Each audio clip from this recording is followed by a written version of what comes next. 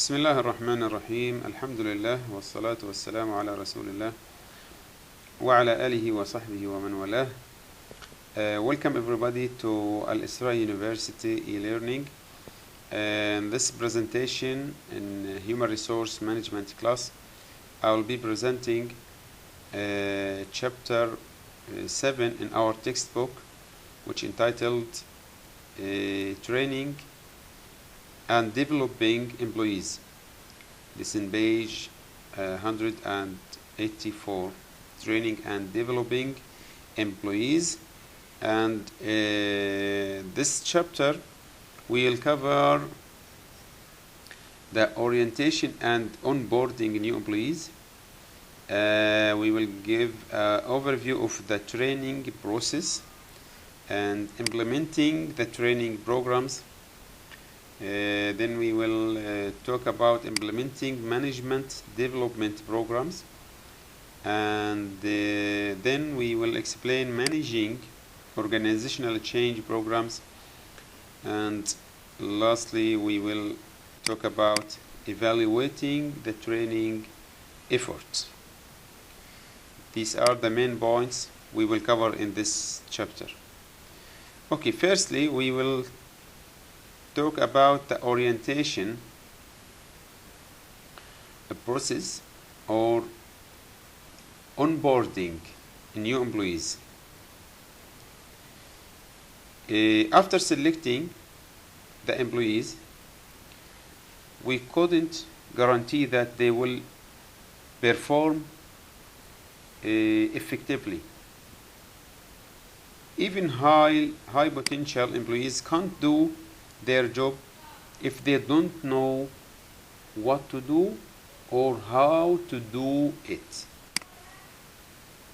When we select the employees carefully, we cannot guarantee that they will do their job effectively.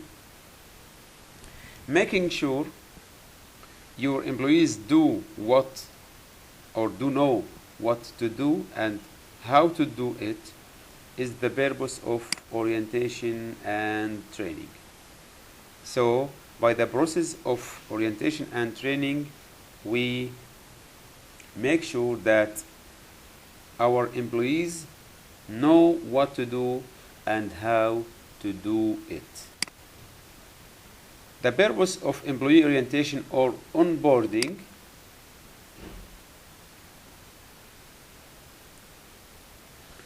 the process still provides new employees with the information they need to function. Ideally, though, it should also help new employees start getting emotionally attached to the firm.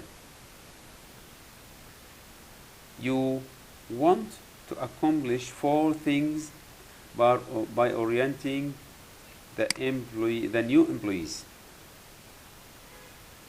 So the employee orientation means a procedure of providing new employees with basic background information about the firm.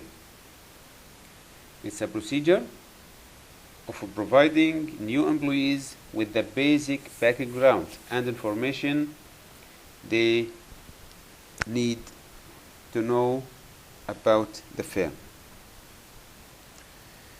Okay, these are 4 things need to be accomplished. Firstly, make the new employee feel welcome and at home and part of the team. Yes, the orientation process we make the new employee feel welcome and at home and as a part of the team. We also make sure that the new employee has the basic information to function effectively, such as email access, personnel policies, benefits, and what the employer expects in terms of work behavior. We also help the new employee understand the organization and a broad sense, its past, present, culture, strategies, vision, mission, and the future.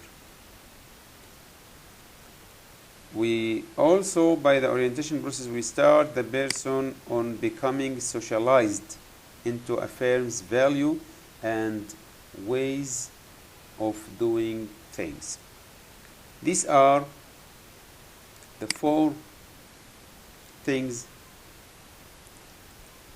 that to be accomplished by orientation new employees. Okay, the orientation process. The length of the orientation program depends on what you cover. The length is depend on what you cover. Traditional programs take several hours. In the traditional programs, it takes several hours. The human resource specialists, or in smaller firms, the office manager, usually performs the first part of the orientation by explaining basic matters like working hours, benefits, vacations. That person then introduces the new employee to his or her new supervisor. So firstly, the human resource specialist or office manager explaining the basic matters like working hours, benefits, vacations. Then they introduce the new employees to his or her supervisor. So the supervisor continues the orientation by explaining the organization, introducing the person to his or her new colleagues, familiarizing him or her with the workplace, and helping to reduce first day jitters. For new employees in general, and particularly people with disabilities, integration and socialization is highly influenced by the behavior of co-workers and supervisors. Okay, so here the process is depend on the human resource specialist and the supervisor, and it is highly influenced by behavior in the disabilities, and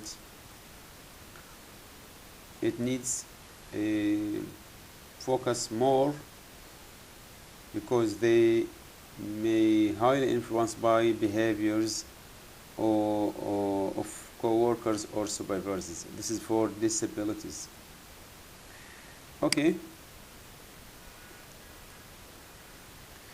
New employees should receive and sign for print or internet-based employee handbooks covering matters like this. So in the orientation process, we may depend on information given by the handbook or through the internet-based employees to give information like benefits, personal policies, daily routine, company organization and operations, safety measures and regulations, and facilities towers. Okay. The employee handbook. Courts may find that the employee handbooks contents represent legally binding employment commitments. Therefore, make it clear that statements of company policies, benefits, and regulations do not constitute the terms and conditions of an employment contract. Okay? Also, employers generally should not insert statements such as no employee will be fired without just cause. This is in the handbook. This information must be included. The company policies, benefits, regulations, and the organizational chart maybe. Orientation technology. Employers use technology to support orientation. For example, some university, new employees spend about 45 minutes online learning. So they use the internet to make the orientation program, or to provide the orientation program to new employees. They spend 45 minutes online learning about their new employer's mission, organization, and policies and the procedures. Some companies like IBM uses virtual environments like Second Life to support orientation, particularly for employees abroad. This is virtual environment. So the new employee choose virtual avatars, which then interact with other companies' avatars, and they can take the orientation program through virtually. Okay.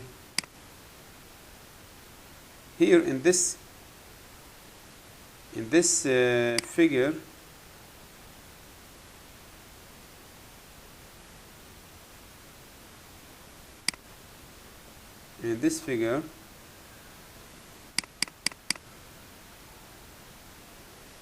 we see as an example for new employee,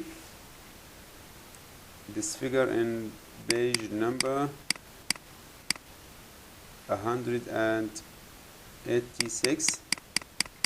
This is as example or a form of a new employee departmental orientation checklist. It's a checklist. You see the information here, the name, the hire date, and the number, the job title, department, and departmental orientation company, or completed by. Here the topic and the date of revision, or the date of reviewing it. The topic, human resource information. This information must be introduced to the new employee by this form. Departmental, for example, human resource information includes departmental attendance procedure and the UCSD medical center work time and attendance policy, job description review, and here is the checklist. License and certification rewards, annual TB screening, vendors, and so annual performance evaluation, and this information regarding the human resource information. In the second section, we see the department information, organizational structure department, and core value orientation, department unit area specific policies, procedures, and so on. Safety information in another section, safety information, facilities information, emergency power, mechanical system, water, medical, and patient room, bed, head wall, bathrooms, nurse call system, and this information in facilities section. And in the last section, security information, the code assignment, the code blue assignment, the red code red evaluation or evacuation procedure, and this is USD emergency number. This form as an example for orientation checklist form used by health center or healthcare website. Okay, this is the checklist, and as we explained earlier, we can use the handbook or the technology or internet orientation. Okay, let's move to learning objective number 2, which is list and briefly explain each of the 5 steps in the training process. Directly after orientation, the training should begin. So, after the orientation process, the training should begin. Training means giving new or current employees the skills they need to perform their job. Giving the new and current employees the skills they need to perform their job. If employees don't know what to do or how to do it, they will improvise or do nothing useful at all. So, training is the process of teaching new or current employees the basic skills they need to perform their jobs. Inadequate training can also trigger negligent training liability. As one expert puts it, it's clear from the case law that where an employer fails to train adequately and an employee subsequently does harm to third parties, the court will find the employer liable. So it's a responsibility of the employer, not only the employee. Employers should confirm the applicant employees' claims of skills and experience and provide adequate training, particularly where employees use dangerous equipment, and evaluate the training to ensure that it's actually reducing risks. So it's the responsibility of the employer. Negligent training, a situation where an employer fails to train adequately and the employee subsequently harms a third party. This is the meaning of negligent training. So the training is the next step after the orientation process. Aligning strategy and training. Aligning strategy and training. So the training programs or training needs must make sense with the strategic plans of the organization. The employer's strategic plans should ultimately govern its training goals. The task is to identify the employee behaviors the firm needs to execute its strategy, and from that deduce what competencies employees will need. Then they need to put in place training goals and programs to instill these competencies. Okay?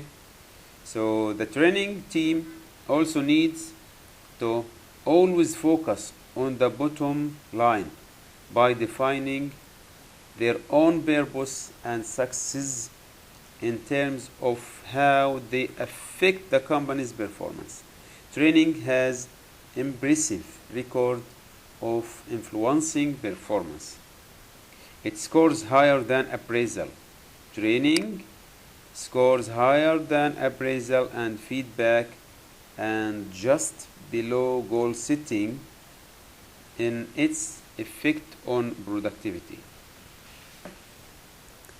So training scores higher than appraisal and feedback, and just below goal setting. Firstly goal setting, then training, after that appraisal and feedback that affect the productivity. The accompanying strategic contest feature illustrates strategies' role in training and development. There must be a sense between strategic plan and the training. The ADDIE 5-step training process. ADDIE 5 steps of training process. The employer should use a rational training process.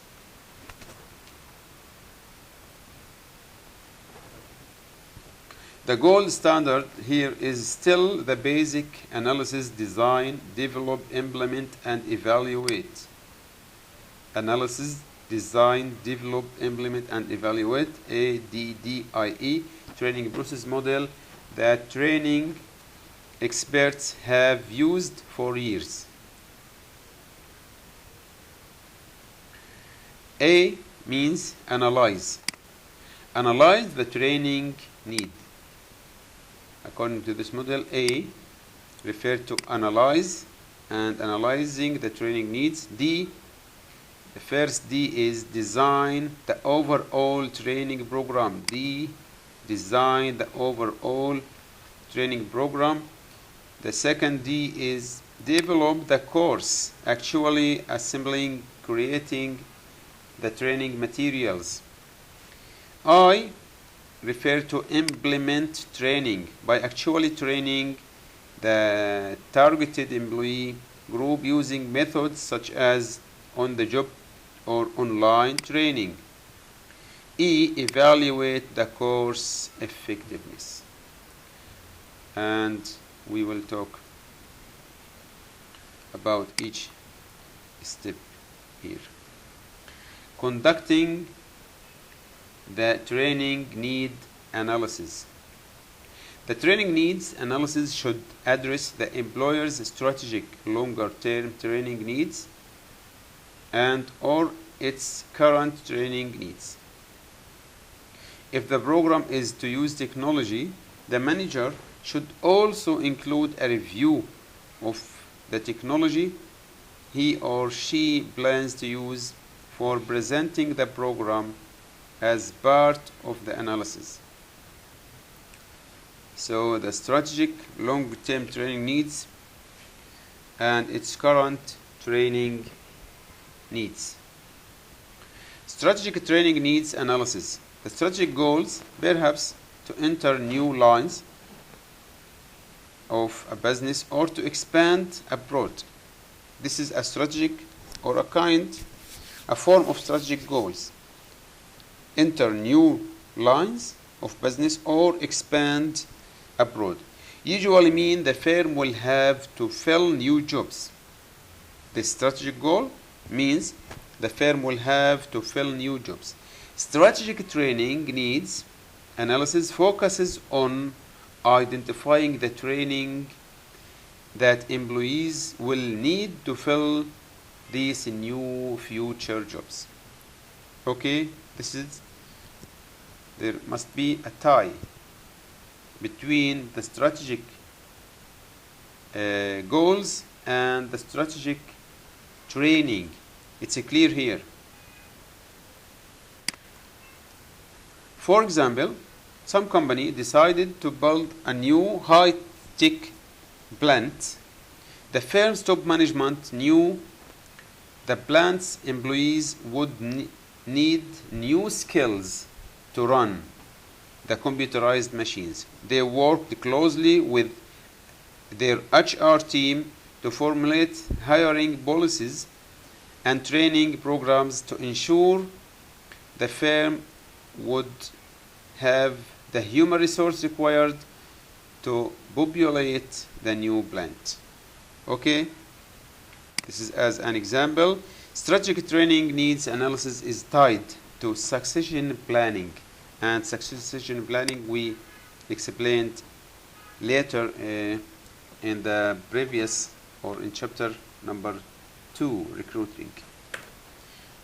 The letter recall means identifying the training and development that employees need to fill a firm's key positions, and then formulating plans to ensure that high potential employees get the training and development to fill the firm's future position.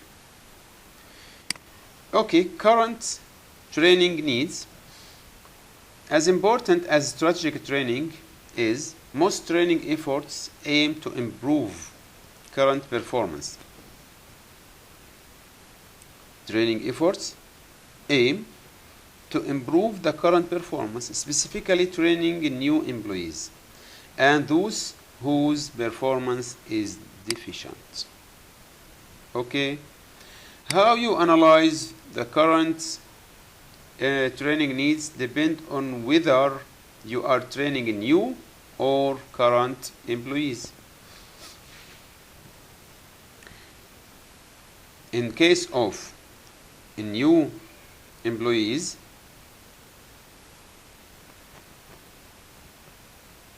needs is to determine what the job entails and to break it down into sub-tasks. The main task in analyzing new employees' needs is to determine what job entails and to break it down into subtasks, each of which you would then teach to the new employees. This is for new employees.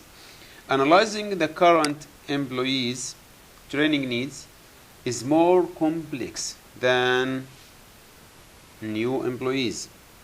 Analyzing the current employees' training needs is more complex than analyzing the new employees' needs, because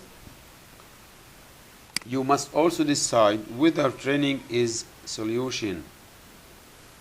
You need to decide whether training is solution. For example, performance may be down because standards are not clear, or because the person is not motivated, not because of lack of training. So managers use task analysis to identify new employees' training needs, and performance analysis to identify current employee training needs. So task analysis to identify new employees' needs, and performance analysis to identify current employees' training needs. Okay. The task analysis, analyzing the new employees' training needs. Task analysis to identify the new or analyze the new employees' training needs. And I here, please focus and remember. Task analysis to identify new employees' training needs, and performance analysis to analyze a current or to identify current employees' training needs. Particularly with lower level workers, it is common to hire inexperienced personnel and train them. Your aim here is to give these new employees the skills and knowledge they need to do the job. Task analysis is a detailed study of the job to determine what specific skills the job requires. For task analysis, job description and specification are essential. This list of jobs, specific duties, skills, which are the basic reference points in determining the training required.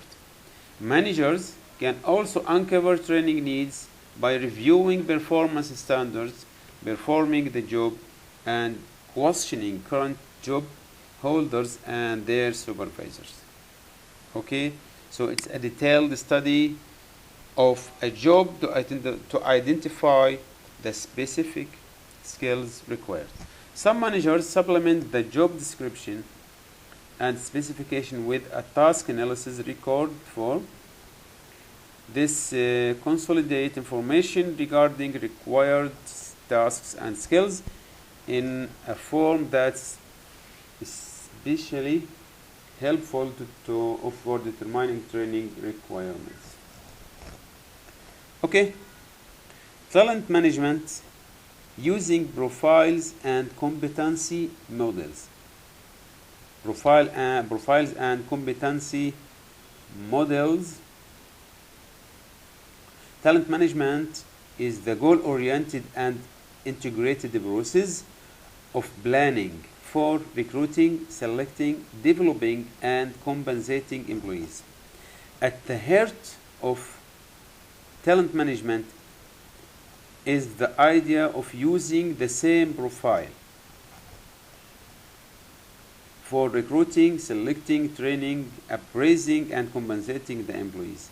For training, we can summarize this as follows: strategy, required employee behaviors, required employee skills and competencies, training development needs, training program implementation and evaluation. This is to summarize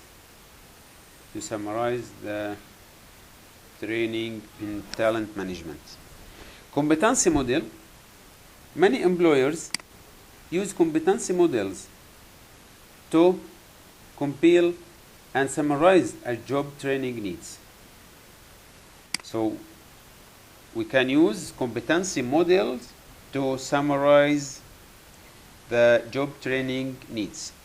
The competency model is a graphic model that consolidates usually in one diagram a list of the competencies, the knowledge, skills, and behaviors someone needs to do a job well. The competency model. The employer can then formulate training goals and specific training programs aimed at developing these skills and competencies. Okay, so we can use competency model to summarize the training needs.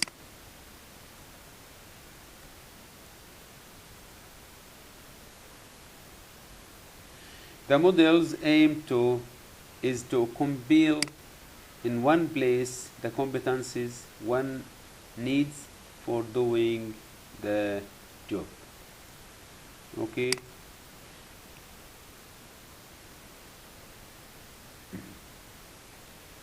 Performance analysis, as I mentioned earlier, the task analysis we use to identify the training needs for new employees, but performance analysis analyzing the current employees' training need. For underperforming current employees, you can't assume that training is the problem. In other words, it is lack of training or something else. Yes. For underperforming, it may be because of lack of training or something else. Performance analysis is the process of verifying that there is a performance deficiency and determining whether the employer should correct such deficiencies through training or some other means, like transferring the employee. So the performance analysis, by this process, we can verify if the performance deficiency can be corrected by training or other means. The first step in performance analysis is usually to compare the person's actual performance to what it should be.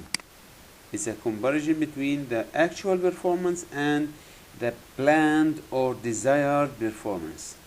Doing so helps to confirm that there is a performance deficiency.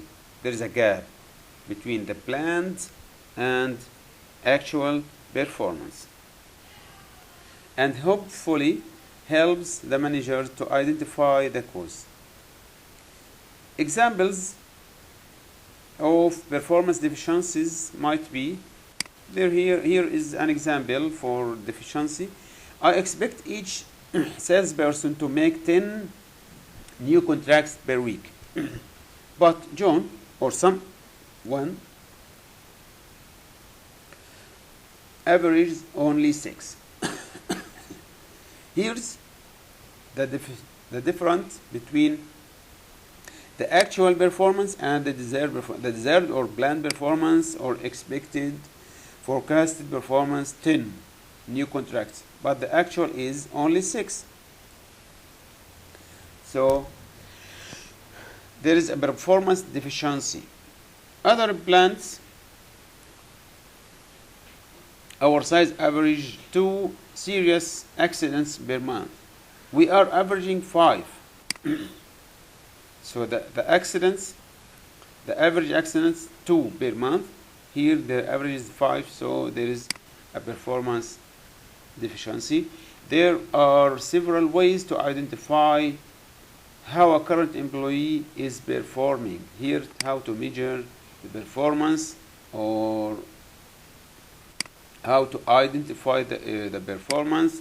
First one or some example is performance appraisals, and we will talk later about this in a separate chapter. And job-related performance data, including productivity, absenteeism, tardiness, and so on.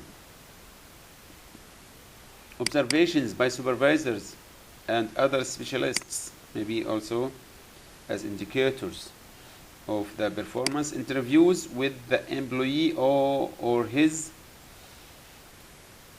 or her supervisor. Test of things like job, knowledge, skills, attendance, attitude surveys, individual employee daily diaries, and assessment center results, and special performance gap analytical software such as some software. These are several ways to identify the current employee performing. Okay, here I would like to explain learning objective number 4. Explain how to distinguish between problems you can fix with training and those you can't. Here, can't do or won't do. Can't do or won't do. Ferreting out why performance is down is the heart of performance analysis. Why performance is down. Why spend time training employees when the problem isn't training, but weak motivation? Okay, the manager's aim here is to distinguish between can't do or won't do problems. First,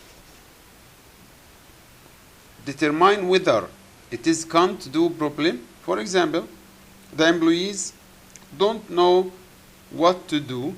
There are impediments such as lack of tools or supplies, or you have hired people who haven't the skills to do the job, or perhaps there is a need for training. In this case, there is a need of training. If you have hired people who haven't the skills to do the job, here we need to do training programs or to provide training programs. On the other hand, it might be a won't do problem, not can't do problem. In this case, employees they can do a good job if they wanted to. So here they would not do the job. Here, for instance, the solution may be to change the reward system as an example, or for instance, or some other reasons to motivate, or maybe you need to change your motivation system and so on. So now it's clear. We need to distinguish between can't do the job or won't do the job. In can't do, here we need to do or to provide some training program to solve this can't do problem. But in won't do problem, we need to change the reward system and to motivate the employees, because won't do means that the employee can do. He has the skill, the knowledge, and the competency to do the job, but for some reason he would not do it. That's why we need to solve this problem, won't problem, by giving or providing some motivation programs. And I think here it's clear now the difference between can't do and won't do problem. We can stop here at this point, learning objective number 4, and in the next meeting I will continue and proceed in this chapter, learning objective number 5. Thank you so much for listening, and meet you in the next presentation. Thank you so much.